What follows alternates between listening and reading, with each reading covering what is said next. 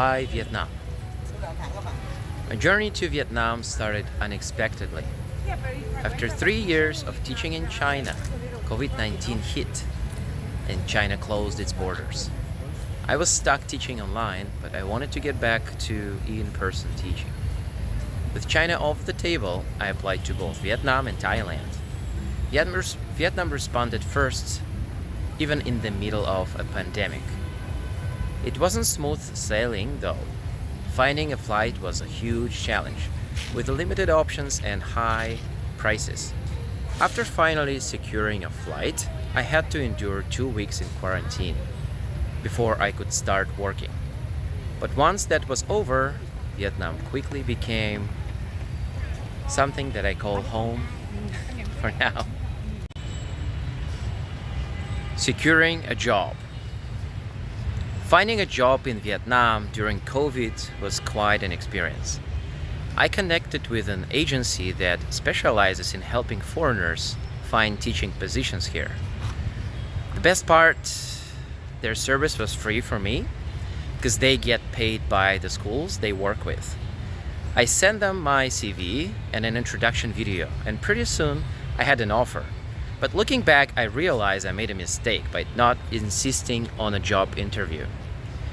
It is so important to have a conversation with your potential employer before you commit, to make sure you know exactly what you're getting into.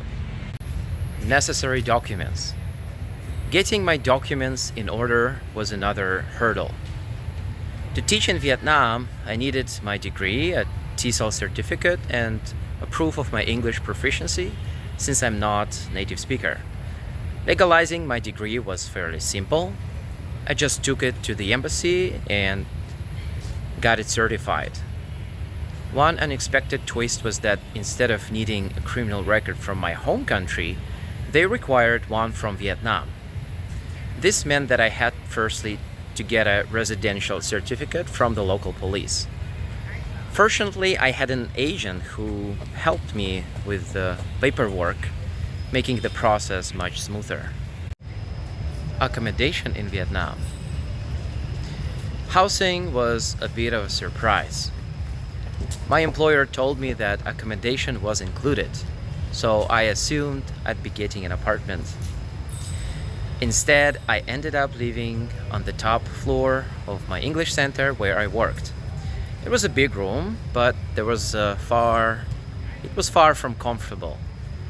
An old bed, a wobbly table, and no kitchen. If I could do it over, I would definitely look for my own place. So here's the tip. When you are searching for an apartment, try to find a Vietnamese agent who doesn't speak much English. They are usually more focused on the local market, which means they're less likely to inflate prices. If they speak English and focus on foreigners, the price might be about 20% more higher, and they will not look for like a middle range or a low range of prices for you. My initial teaching experience.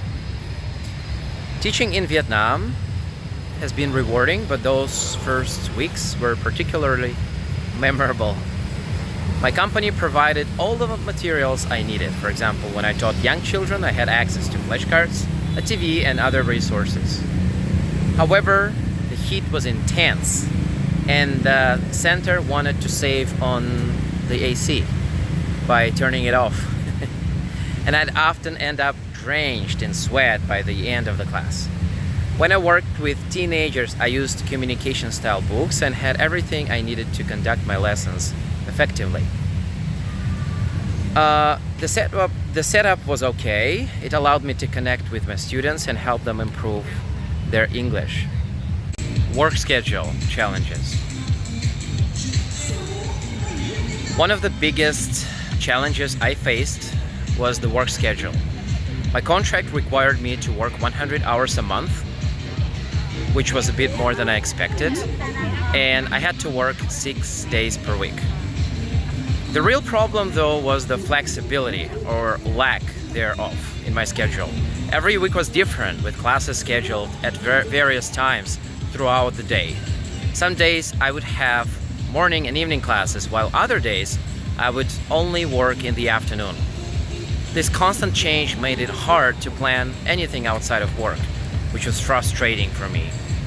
I couldn't go traveling, I couldn't meet my friends, I wanted to do some boxing, go have boxing classes, but their schedule was fixed, but my schedule wasn't, and I was able to do major traveling and things that I wanted to do once I finished the first contract with these conditions. Choosing the right location. If you're thinking about teaching in Vietnam, I strongly recommend starting in a big city. Cities like Ho Chi Minh, Hanoi, or Da Nang offer better living conditions, more variety in food, and a larger foreigner community. Plus, you're less likely to be treated as just a marketing tool for the school. Be careful of job offers that require long hours and low pay.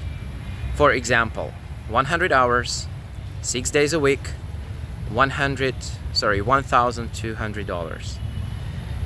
These are usually red flags. You'll be better off in a larger city where you can focus on teaching and professional growth. Maintaining work-life balance. Maintaining a healthy work-life balance was tough, especially with only one day off a week. I would advise against agreeing to a 6-day work week. It's just too demanding. Also, make sure you get paid on time. It's not uncommon for employers to pay a day or two late, but don't let it slide if it becomes a regular issue, or rather if they pay you after a week or more than a week. Remember, while you're here to help your students, you're also here to earn a living and enjoy your time in Vietnam.